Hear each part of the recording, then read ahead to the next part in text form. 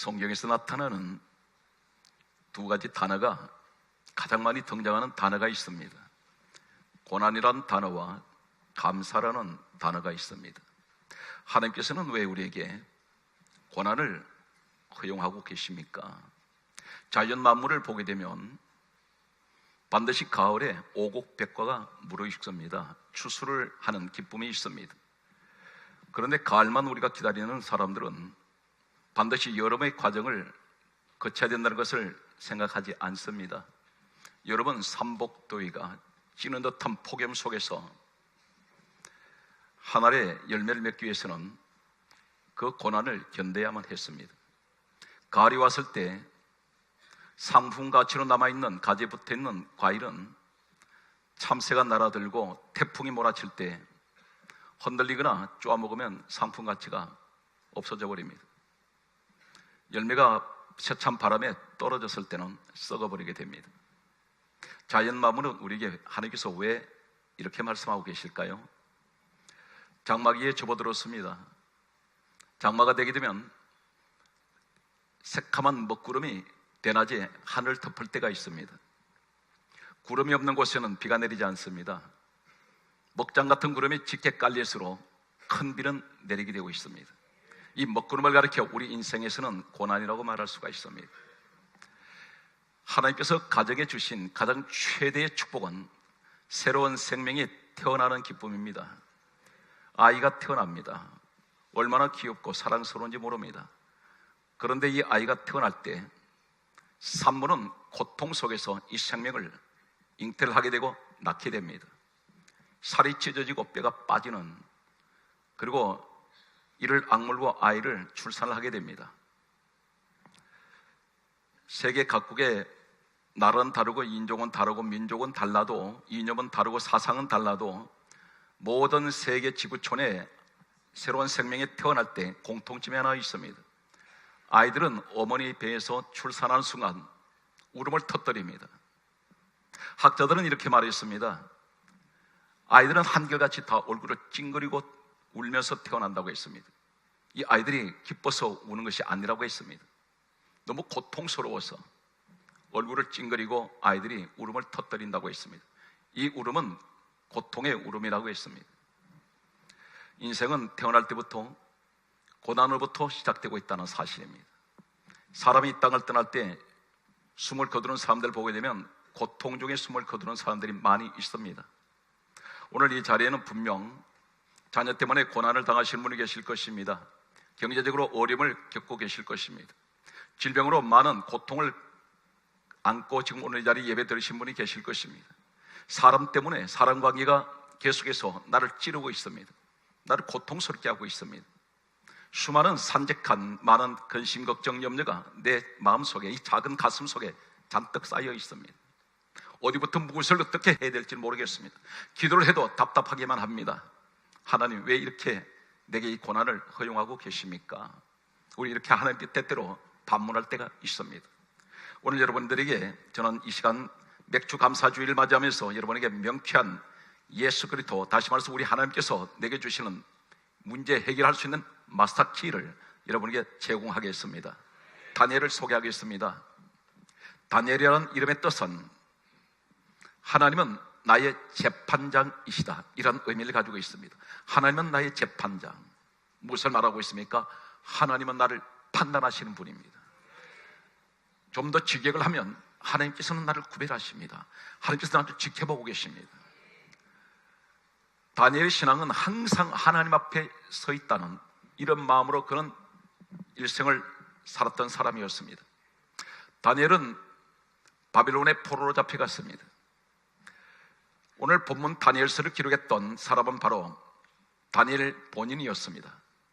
다니엘서를 기록했던 역사의 연대를 보게 되면 이 다니엘서가 기록된 것은 BC 605년에서 BC 530년 사이 무려 75년 동안 이 다니엘서는 기록되게 됩니다.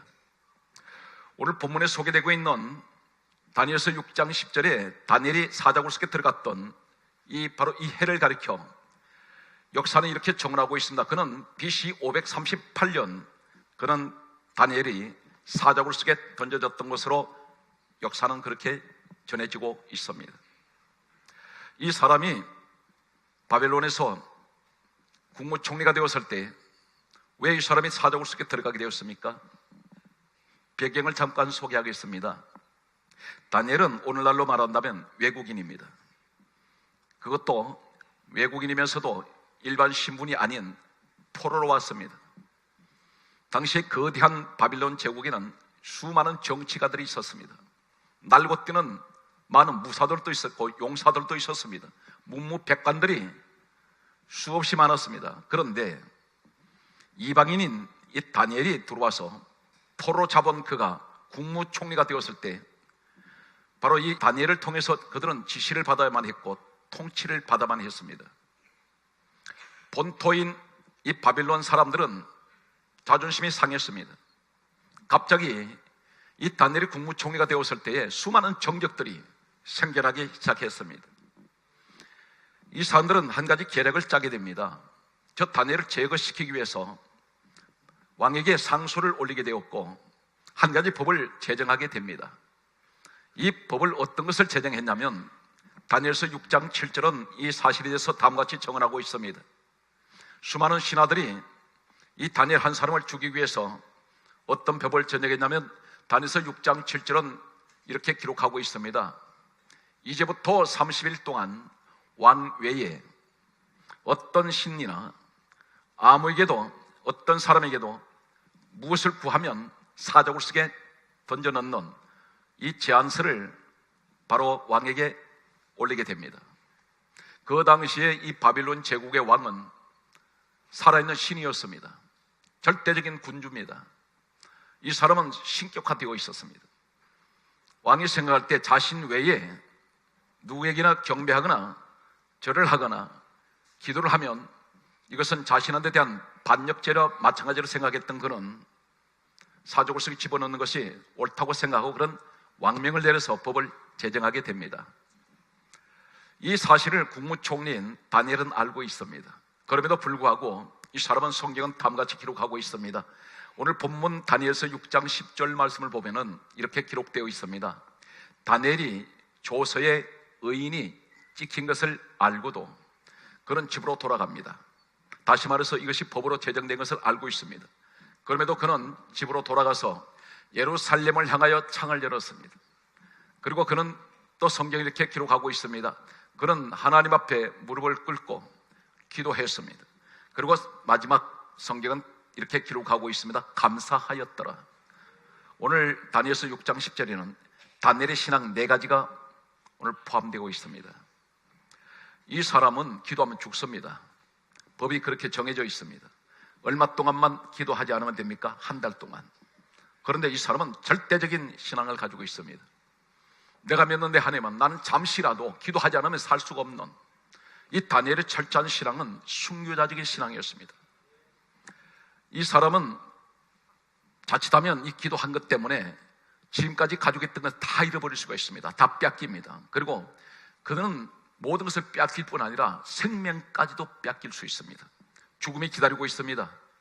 어쩌면 죽음 앞에서 그는 마지막 기도를 하고 있는지 모릅니다. 그런 처절한 심정을 가지고 그는 하나님 앞에 엎드렸는지 모릅니다. 이 사람은 국무총리라는 권력이 있었고 자인이 따르는 부귀영화가 한 몸에 가지고 있습니다. 많은 것을 누리고 있습니다. 그런데 이 사람 모든 것을 다 뺏겨도 자신이 사족을 속에 들어가서 죽어도 나는 결코 한 시간도 1분 1초도 내 하나님을 나는 잊어버릴 수가 없습니다. 한 달만 참으면 됩니다. 보통 사람들이 이렇게 생각할 수 있습니다. 하나님이 아시지 않습니까? 내 믿음을 아시지 않습니까? 지금 상황이 이러니 한 달 동안만 내가 하나님 앞에 기도하지 않겠습니다. 하나님께서는 이해하실 것입니다. 이런 마음을 가질 수가 있습니다. 그런데 다니엘은 결코 용납할 수가 없었습니다. 저는 최근에 중소기업을 경영하시는 한 기업가를 경영 세미나 자리에서 만나게 되었습니다. 이분하고 같은 테이블에 앉게 되었습니다.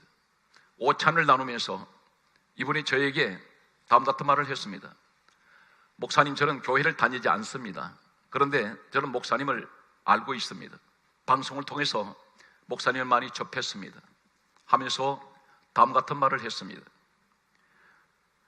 저희 회사에 중견 간부들을, 임원들을 채용을 하는데 마지막 면접 시험은 바로 오너인 자신이 면접 시험을 보았다고 했습니다.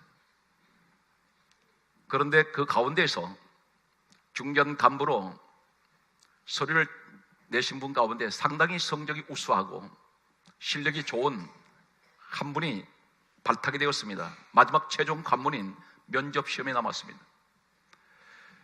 그분들이 낸 원서에 보게 되면 서류에는 그들이 각자가 가지고 있는 종교에 대해서 기록하게 되어 있었습니다. 그런데 기독교라고 되어 있었습니다. 이 오너가, 이 사업가가 다음 같은 질문을 했습니다.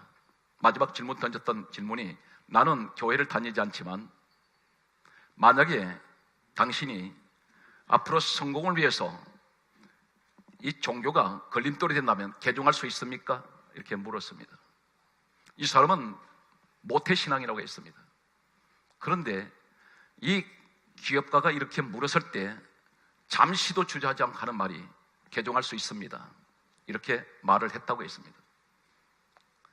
이때 이 사람은 면접본은 그 자리에서 그렇게 말했다고 했습니다. 당신은 모든 것은 완벽하게 우리 회사가 필요한 사람이지만 채용하지 않겠습니다. 이유는 한 가지였습니다. 당신이 믿는 하나님이 당신의 목적에 따라서 당신이 버릴 수 있는 사람이라면 언제든지 우리 회사에서 당신에게 이것이 불이익이 올 때 당신은 얼마든지 배신할 수 있는 사람입니다.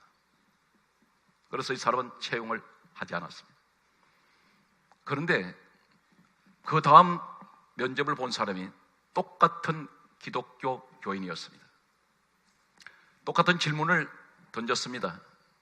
이 사람은 모든 서류 심사에서 성적이 미달했습니다.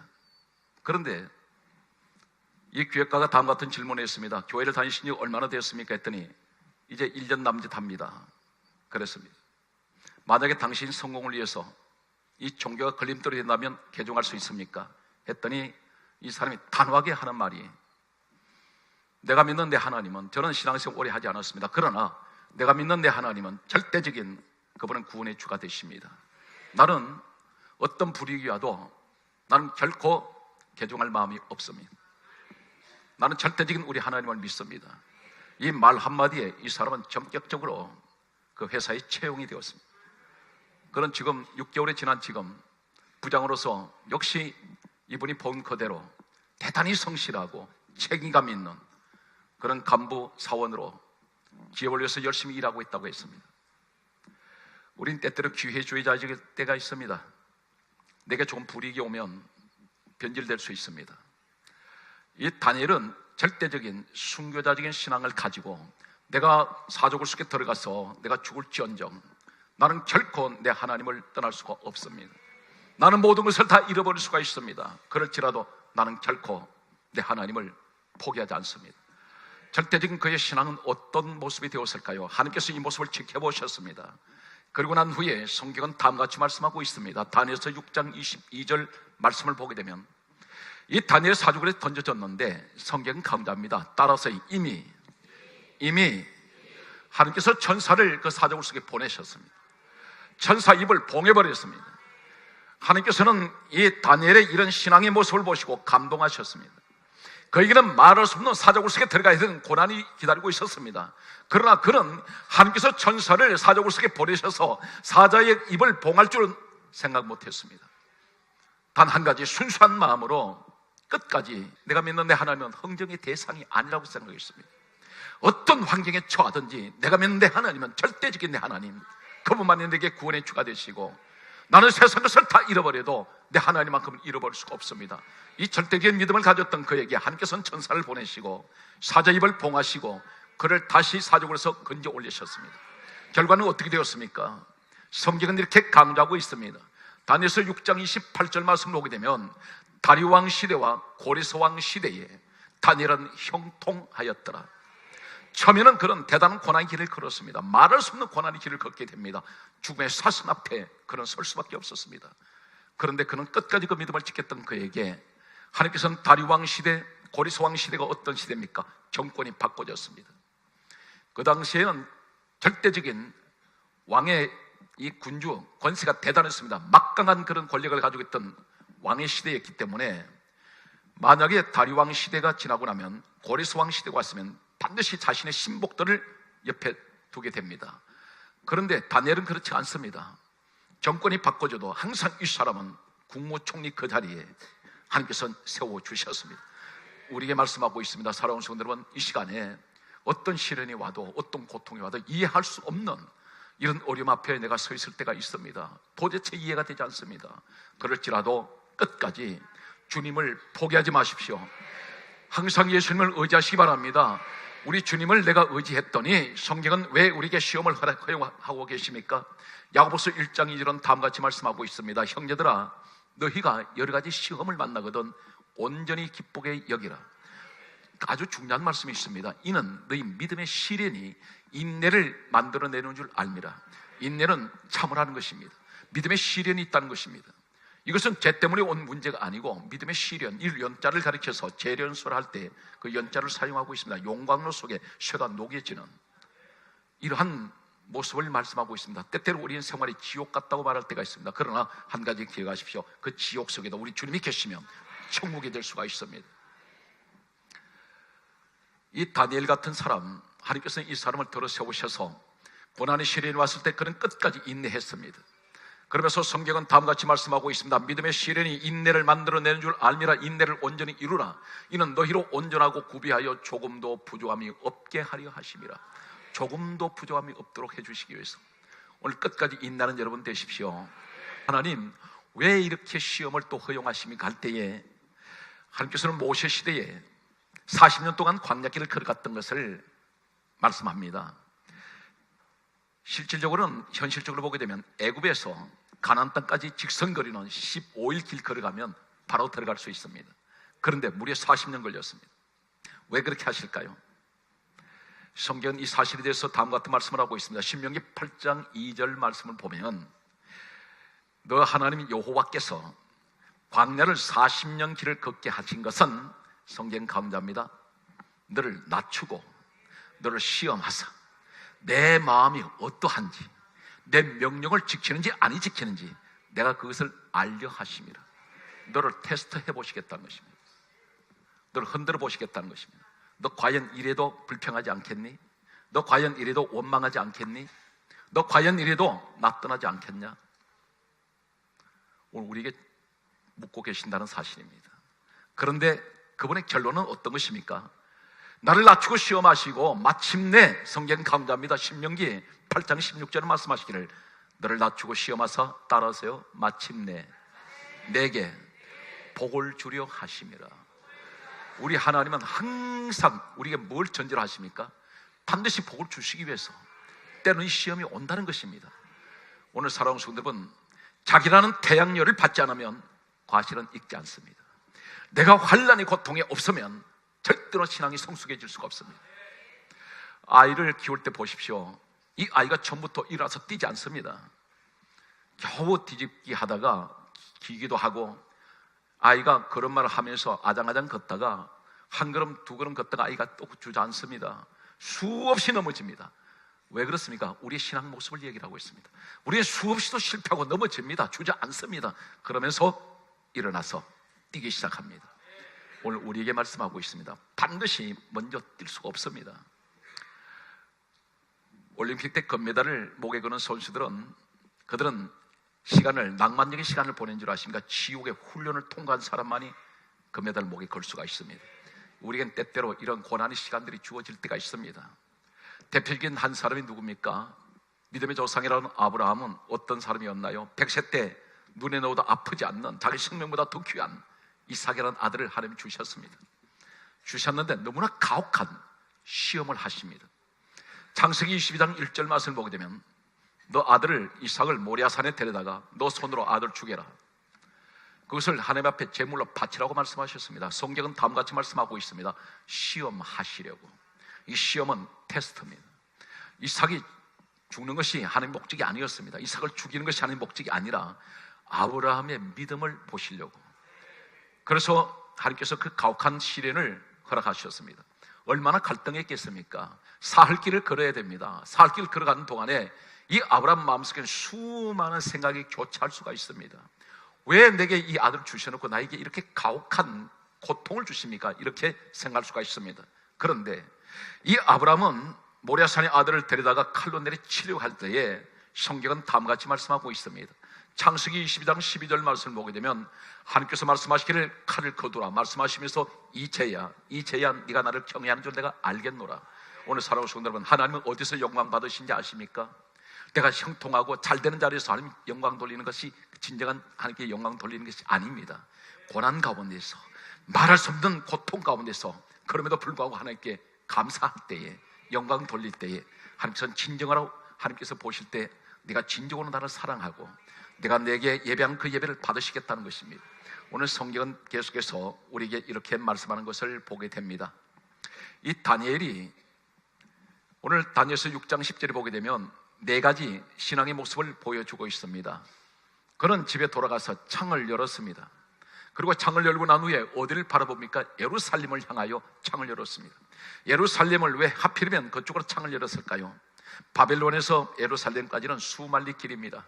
이 사람은 국무총리가 되었지만 돌아갈 수가 없습니다. 그런데 예루살렘을 바라보는 이 의미는 무슨 의미일까요? 참고로 말씀을 드리겠습니다. 다니엘은 사족을 속에 들어가기 직전에 바로 이 기도를 하게 되는데 이때가 강조했습니다. BC 538년이었습니다. 그런데 이때로부터 약 400년 전으로 거슬러 올라가면 BC 960년 솔로몬이 예루살렘에 하나님의 성전을 최초로 짓게 됩니다. 이 예루살렘은 바로 무엇이 있느냐면 유일하게 하나님의 성전이 있는 곳이었습니다.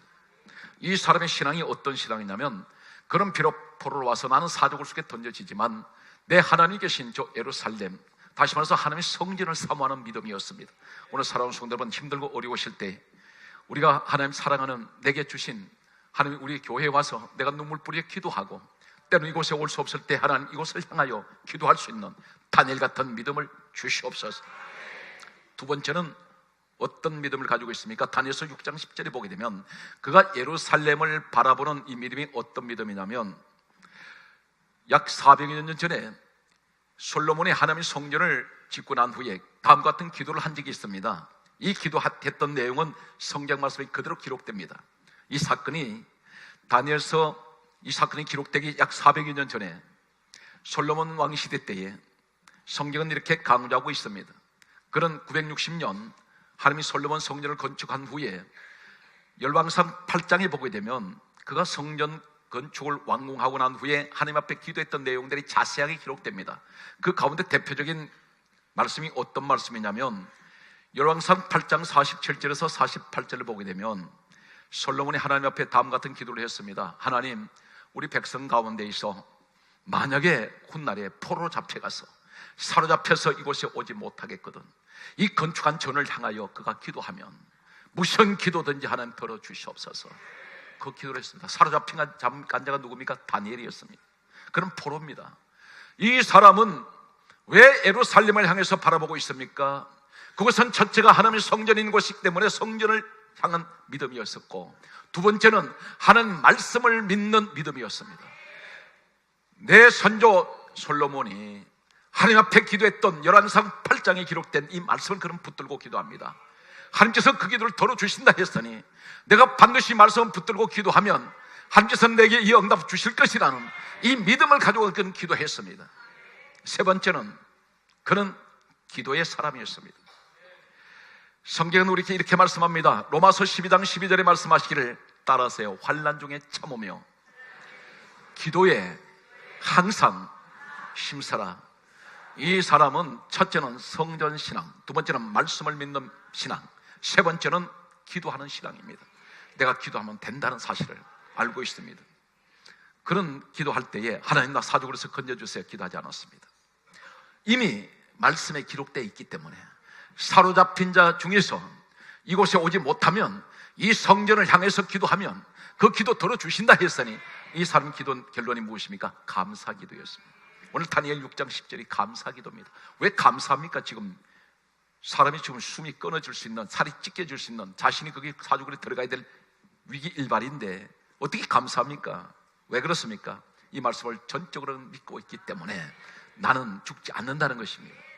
이 믿음대로 하나님은 그곳에 천사를 보내셨습니다.